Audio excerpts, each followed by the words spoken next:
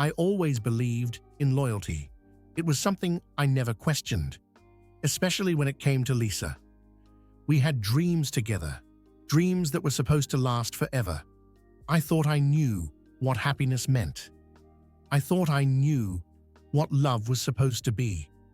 And I had this unshakable belief that Lisa was just as committed as I was. My biggest fear? The idea of her cheating. That was something I just couldn't handle, but I also thought it was impossible. Lisa wouldn't do that. Not my Lisa. I remember feeling so sure about our life together. It felt like we were building something solid, something that nothing could ever break. I desired to be beside someone loyal, someone who loved me the way I loved them. It wasn't just a hope, it was my reality. Or so I thought. But I was naive. I kept pushing away any doubts. Even when the neighbor started talking to me about things he'd seen, I laughed it off. I mean, why would I believe it? This was Lisa. My Lisa. I thought maybe he was mistaken, or just making things up. After all, people gossip, right? I convinced myself he was wrong, that there was no way Lisa could do something like that. My belief in her was my comfort, my shield. I had this dream that we'd grow old together, facing all the ups and downs of life, hand in hand. It was a beautiful dream. But as it turns out, my belief bubble wasn't as unbreakable as I imagined. I remember the day my neighbor pulled me aside. It was casual at first, just another conversation over the fence. He hesitated, then finally said it, as if he was unsure if he should even tell me. He told me he had seen Lisa with someone else, that there had been things he couldn't ignore. At first I thought it was some misunderstanding. Maybe it was a friend, or maybe he'd just seen wrong. But he looked at me, and I could see it in his eyes. He wasn't joking, and he wasn't mistaken. I stood there, trying to laugh it off. But it was like his words had found a way inside my head, circling, refusing to leave. I wanted to shake it off, tell him he was wrong. I didn't want to believe that Lisa, my partner, my best friend, could be capable of something like that. But as he described more, little details, times and places, it started to feel like the ground was giving way beneath me. I didn't know what to say. I just nodded, thanked him, and tried to move on. But I couldn't. That doubt, that suspicion, had been planted. And no matter how much I tried to push it away, it kept coming back. My belief bubble had its first crack, and I couldn't ignore it anymore. After that conversation with the neighbor, I couldn't get it out of my mind. It was like a storm had settled in my head, and no matter how much I tried to reason my way out of it, I kept circling back. Every smile Lisa gave me felt different now, like there was something hidden behind it. Every time she was late coming home, or her phone buzzed with a message, I couldn't help but wonder, was it him? I didn't want to believe it. I tried so hard to convince myself that the neighbor had been wrong. Maybe he had mistaken someone else for Lisa. Maybe he was trying to stir up trouble. But deep down, I knew there was something off. The way she had been distant lately, the nights she seemed lost in her thoughts, even when we were sitting together. I tried to ignore it. I wanted so badly to hold on to what we had, to the idea that Lisa would never do this to me. I'd lie awake at night, replaying moments in my head, looking for signs, trying to find any explanation that would make it all go away. I thought about confronting her, but every time I imagined it, I froze. What if it was true? What if everything I believed about our marriage was a lie? I wasn't ready for that.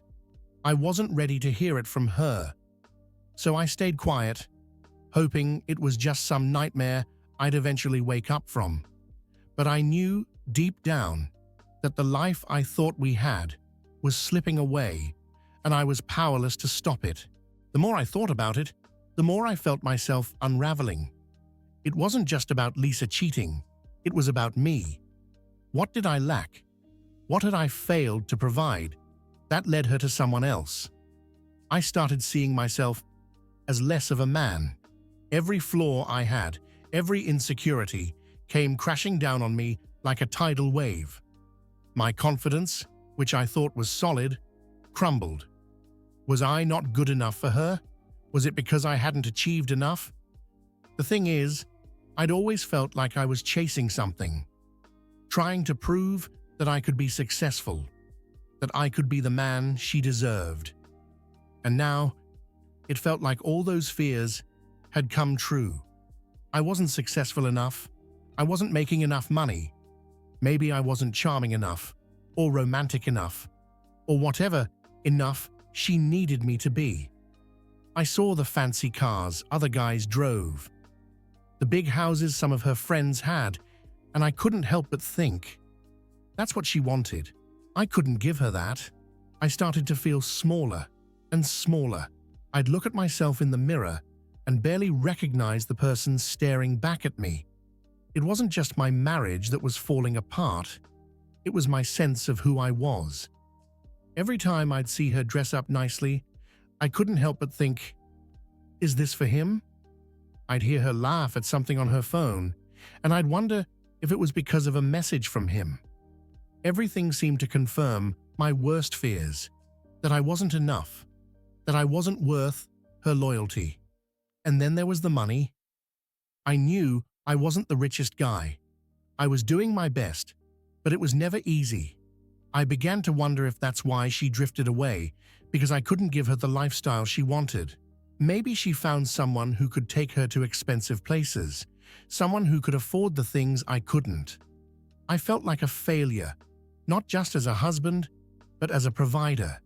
And that's what hurt the most, that I'd given everything I had, and it still wasn't enough to keep her by my side. It became this vicious cycle, feeling worthless because she cheated, and feeling like her cheating proved that I was worthless. I was stuck in my own head, replaying every mistake, every moment where I could have done more. And with every passing day, I felt myself sinking deeper, drowning in a sea of doubt and insecurity, while Lisa seemed to be slipping further and further away. Eventually, I couldn't take it anymore. I had to know. The weight of suspicion was eating me alive, and I knew I couldn't keep pretending everything was fine. So one night, I decided to confront her. I waited until we were both sitting down, just the two of us in the living room, the air thick with tension I couldn't ignore any longer. I could feel my heart pounding, my palms sweating. I was terrified, not of her reaction, but of what I would hear, of the truth that could shatter whatever hope I had left. I looked at her, trying to find the right words, but all that came out was, "Is there someone else?" She blinked, her eyes widening, and for a moment I saw something. Panic, maybe guilt, but she quickly tried to cover it up. "What? No, of course not," she said, but her voice wavered, just enough for me to catch it. It was like watching a glass fall, slow motion, knowing it was going to shatter, but being powerless to stop it. I pressed on, my voice cracking, tears welling up in my eyes.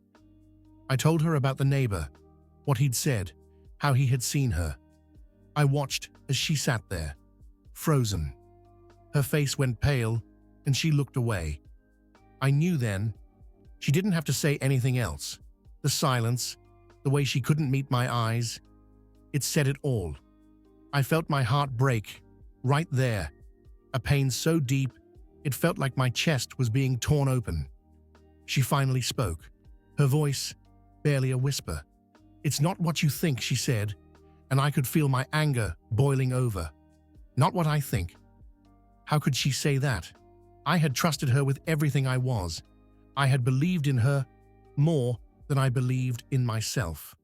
And now, here she was, trying to make excuses, trying to find a way to make it seem like it wasn't what it clearly was. The betrayal, the lies. It all came crashing down on me at once, and I couldn't hold back anymore. I yelled. I know I shouldn't have, but I couldn't help it. All the pain, the humiliation, the heartbreak, I let it all out. I asked her how she could do this to me, to us. I asked her if I had ever meant anything to her. She started crying, and for a second, I felt a pang of sympathy. But then I remembered why we were here, why my entire world was collapsing. I felt like I was drowning, gasping for air, and all she did was stand there, offering nothing but empty tears. She tried to explain, stumbling over her words, talking about how she felt alone, how she didn't know if we were working anymore. But none of it mattered to me. Nothing she said could justify what she had done. She made a choice, and that choice ripped us apart. I could feel my entire body shaking, rage, hurt, disbelief, all mixing together until I didn't even know what I was feeling anymore. I just knew that everything I thought I knew about love, about loyalty, was a lie. I left the room, slamming the door behind me, and for the first time, I felt completely, utterly alone. The house that had once felt like our home now felt empty, cold. I could still hear her crying in the other room, but I didn't care anymore. I needed to get out, to breathe, to escape the suffocating reality that everything I thought I had was gone. All I could think was, why wasn't I enough? Why wasn't our life enough for her? But there were no answers, just silence and the realization that the person I loved most in this world had betrayed me in the worst possible way. After that night, it felt like I was living in someone else's life, a nightmare I couldn't wake up from. I spent my nights staring at the ceiling, feeling the weight of emptiness pressing down on me, crushing me. My mind wouldn't stop. Thoughts of Lisa, her betrayal, the moments we had shared that now felt like lies. I replayed it all in my head, over and over, until I couldn't tell what was real anymore. I wanted so badly to go back to before I knew, to the days when I was ignorant and happy. But there was no going back. Everywhere I looked, I saw reminders of her favorite mug in the kitchen, the scent of her perfume lingering in the air, the framed photos on the walls, showing smiles that now felt hollow. I'd walk into our bedroom, and it was unbearable. The bed we had shared, the place where we whispered our dreams, our fears, it all felt tainted. I couldn't even bring myself to sleep there anymore. I'd lie on the couch instead, tossing and turning, haunted by the feeling that I wasn't good enough. I couldn't eat. I couldn't sleep. My friends would call, worried, and I'd ignore them. I didn't want to talk about it. I didn't want to hear the pity in their voices, the "I'm so sorry, man," that would only make me feel smaller, weaker. I was drowning in my own sorrow, and the worst part was, I felt like I deserved it. I kept asking myself, what did I do wrong? What was it about me that made her look for something else? I questioned every part of myself, every flaw, every failure. I remember one night, I broke down completely. I was sitting on the floor of our living room, the dark quiet swallowing me whole.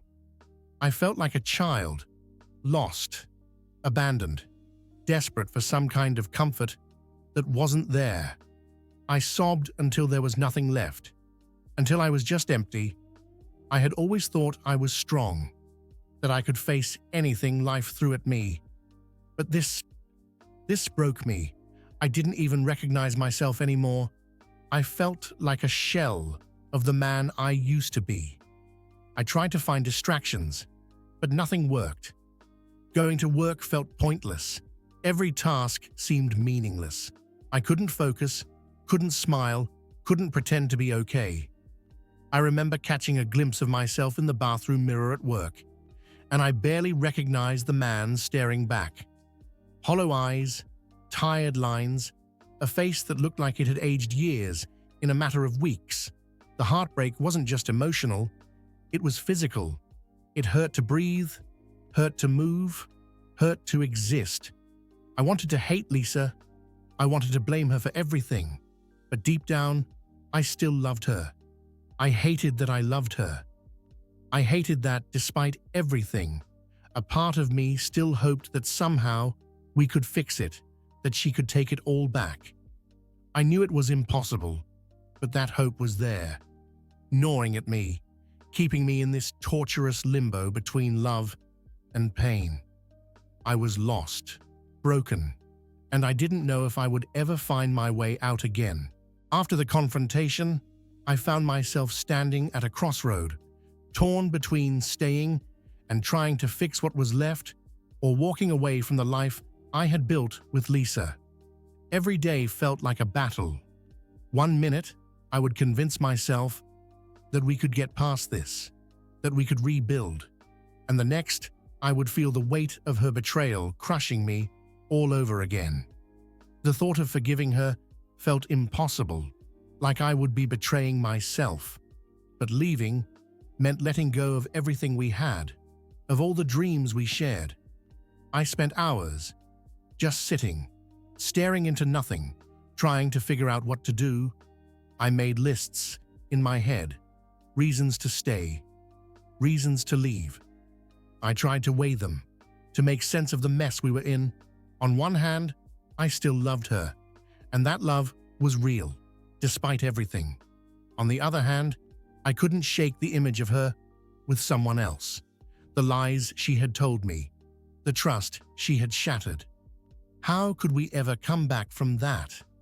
I thought about our memories, our wedding day, the trips we took, the late nights where we talked about our future.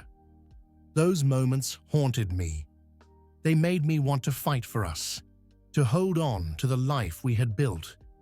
But then I would remember the look in her eyes during our confrontation, the guilt, the panic, and it would all come crashing down again. I wasn't sure if I could ever look at her the same way, if I could ever trust her again without that gnawing doubt in the back of my mind. There were moments I almost decided to stay, to try and work through it. I wanted to believe in forgiveness, in the idea that people make mistakes and deserve second chances. But then the fear would take over. The fear of being hurt again, of opening myself up only to have her break me all over. I felt like I was stuck, unable to move forward, unable to make a decision that would change everything. The idea of staying felt like a betrayal to myself, but leaving felt like losing everything I had ever loved. It was the hardest choice I had ever faced. I wanted to do the right thing, but I didn't even know what that was anymore. All I knew was that whichever path I chose, nothing would ever be the same again. And that terrified me. I was standing on the edge, staring into the unknown. And for the first time in my life, I had no idea which way to turn. Eventually, I realized that I couldn't keep all of this inside anymore. The weight of it was crushing me, and I needed to let someone in, to share the pain. It wasn't easy. I've always prided myself on being the strong one, the one who could handle anything without needing help. But this was different. I was breaking, and I couldn't keep pretending I was okay. The first person I turned to was my best friend David. I remember sitting across from him, trying to find the right words, my throat tightening as I spoke. When I finally told him everything, his eyes widened, and he shook his head, almost like he couldn't believe what he was hearing. I could see the shock on his face, the anger. Anger for what Lisa had done, anger for how I was hurting. He didn't say much at first. He just listened, and then he told me what I needed to hear. That it wasn't my fault, that I didn't deserve this. Hearing those words felt like a lifeline, like I wasn't alone in this anymore.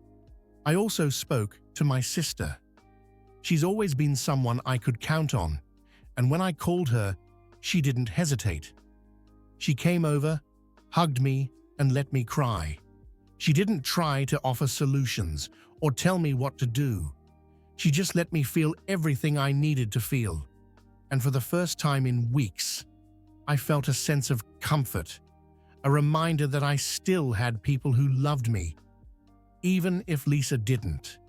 My sister reminded me that I was more than this pain, that I had a life beyond this betrayal. But not everyone knew what to say. Some friends tried to give advice. Maybe you should try to work it out, or you need to move on. It was like they wanted to help, but they didn't know how. The truth was, I didn't need advice. I needed someone to understand, to let me feel the mess I was in, without trying to fix it. It was exhausting, explaining the hurt, the confusion, the anger. But I kept reaching out, because even though it hurt to talk about, it hurt even more to be alone with it. The support from my friends and family didn't take the pain away, but it made it bearable. It reminded me that there were still people who cared, people who saw me as more than just the broken man I felt like, and that gave me a small glimmer of strength. It wasn't much, but it was enough to keep me going, enough to make me believe that maybe, just maybe, I could get through this. It took a while, but after leaning on my friends and family, I knew I had to start doing something for myself. I couldn't keep living in that darkness, trapped in my own pain.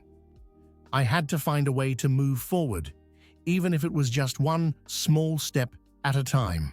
So I started looking for things that might help me get out of my head, things that could distract me from the constant spiral of thoughts about Lisa and everything that had happened. I remember one day, I saw a flyer for a cooking masterclass. It was random, something I never thought I'd be interested in. I wasn't a great cook. Heck, I could barely make anything beyond scrambled eggs. But there was something about it that caught my attention. Maybe it was the idea of learning something new, of putting my energy into something other than my own misery. I decided to sign up. It felt strange, almost like I was forcing myself to be someone else for a while, but I needed that. The first class was awkward. I stood there, surrounded by strangers, trying to follow instructions, and I messed up almost everything. My sauce burned, my knife skills were terrible, and I felt completely out of place. But at the same time, it was the first time in weeks that I wasn't thinking about Lisa. I wasn't thinking about the betrayal or the heartbreak. I was just focused on not making a complete fool of myself, and somehow that felt good. I kept going back. Every class, I got a little better, and every time I walked into that kitchen, I felt a little more like myself again. It wasn't about the cooking, really. It was about finding something that was mine, something that wasn't tied to Lisa or to the pain she had caused. It was a small step, but it was mine. I started to look forward to those classes, to the challenge of learning something new, to the moments when I could laugh at my mistakes. It wasn't a miracle cure. I still had my bad days, my sleepless nights, my moments of doubt. But slowly, I began to feel like I was reclaiming my life. I wasn't just the man whose wife had cheated. I was Michael. I was someone who could learn, who could grow, who could find joy in the little things. Even if it was just a half-decent pasta dish I managed to make without burning it. And for the first time in a long time, I felt like maybe, just maybe, I was going to be okay. It was during one of those cooking classes that I first met Emily. She was standing a few stations down from me, laughing at her own mishap, a burnt pan that looked worse than any of my disasters. Her laughter filled the room, light and genuine, and for a moment, I found myself smiling. It was the first time in what felt like forever that I had smiled without forcing it. There was something about her presence, something warm, something real, that caught my attention. We started talking when we ended up paired together for a group project in class. We were supposed to make some complicated dish that neither of us could pronounce, let alone cook. I remember the two of us fumbling our way through it, laughing at how bad we were. Emily wasn't trying to impress anyone. She was just enjoying herself. And somehow, that made me relax too. It felt easy, natural, like there was no pressure to be anyone other than who I was at that moment. As we kept talking, I learned that Emily was taking the class just for fun, a way to unwind after her stressful job. She had this way of looking at life that I found refreshing. She didn't take herself too seriously, and she was genuinely kind. I hadn't realized how much I needed that kind of energy in my life until I met her. She didn't know my story, didn't know the pain I was carrying, and that made it easier to just be me, without the weight of everything that had happened. We started talking more, before and after class, exchanging tips on how not to ruin our recipes, sharing little stories about our lives. And every time I saw her, I felt something shift inside me. It was small, but it was there, a spark of hope, a reminder that maybe, just maybe, not everything was lost. Emily's laughter and warmth were like a light cutting through the darkness I had been stuck in for so long. I didn't know where things would go, and honestly, I was scared to think too far ahead.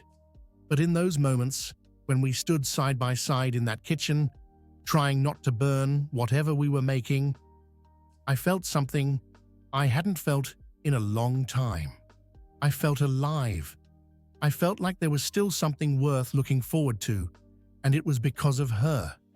Emily was a glimmer of hope, a reminder that there could still be good things waiting for me on the other side of all this pain. And for now, that was enough.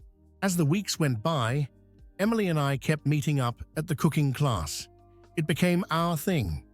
A couple of hours each week, where the world seemed to get a little brighter. It was never perfect. There were times we messed up recipes beyond recognition, laughing so hard we had tears in our eyes. Those cooking mishaps became moments I looked forward to. Those small disasters that somehow made life feel less heavy, more real. At first, I was hesitant. I was scared of letting anyone get too close. Trust had become this fragile thing for me, something I wasn't sure I could give to anyone again. But Emily was different. She didn't push. She didn't ask too many questions. She was just there, present, sharing those moments with me. No expectations, no judgments. It was through those little culinary disasters, burnt sauces, too salty soups, undercooked pasta, that I started to let my guard down. I remember one time we were supposed to make soufflés. Neither of us had a clue what we were doing. I watched as Emily carefully tried to follow the instructions, her brows furrowed in concentration, and then the inevitable happened. The soufflé collapsed. She looked at me with wide eyes, and then she started laughing, and I couldn't help but join in. There was something so pure, so genuine about her laughter, and in that moment, I realized I was beginning to trust her. It wasn't just about cooking anymore. It was about being vulnerable, about letting someone see me for who I was, flaws, scars, and all. Emily never made me feel like I had to hide any of it. She accepted me, just as I was. She didn't need to know every detail of my past, every painful memory I carried. She was just happy to share the present with me, and that was more than enough. Through those culinary misadventures, I began to see that maybe trust wasn't something that had to be earned all at once. Maybe it was something that grew slowly, one small step at a time, over burnt soufflés and shared smiles. It wasn't always easy. There were moments when the fear would creep in, the fear of getting hurt again. But every time I saw Emily's smile, every time she looked at me without any judgment, I felt that fear fade, just a little. I started to trust again, not just in Emily, but in the idea that maybe I deserved to be happy. I deserved to let go of the past and allow myself to find joy in the present, no matter how uncertain the future was. And as we kept cooking, laughing, and learning together, I felt myself healing, slowly but surely. For the first time in a long time, I was starting to believe that trust, real trust, was possible again. Somewhere along the way, what I felt for Emily changed. It wasn't sudden. It was gradual, like the slow warmth of the sun, rising after a long, cold night. The more time I spent with her, the more I realized just how much she meant to me. It wasn't just her laughter or her kindness. It was the way she made me feel alive again, the way she brought light back into my world that had felt so dark for so long. There was one evening after class when we ended up going out for coffee. We sat there for hours, talking about everything and nothing at all. I watched her as she spoke, her eyes lighting up as she shared stories, her smile genuine and warm. I realized then that I hadn't just found a friend in Emily, I had found someone who made me want to live fully again, someone who made me believe in love, despite everything I had been through. It scared me, but it also felt right. She made me realize that love doesn't have to be perfect. It's messy, it's unpredictable, and sometimes it comes when you least expect it. I started to let go of the fear that had been holding me back, the fear of being hurt, of being betrayed again.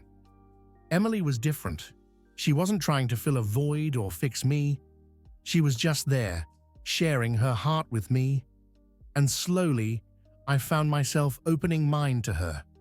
I remember the first time I held her hand. It was a simple moment. We were walking to our cars after class, and I reached for her hand almost without thinking. She looked at me, surprised, and then she smiled, and everything just felt right. It wasn't grand or dramatic. It was just real.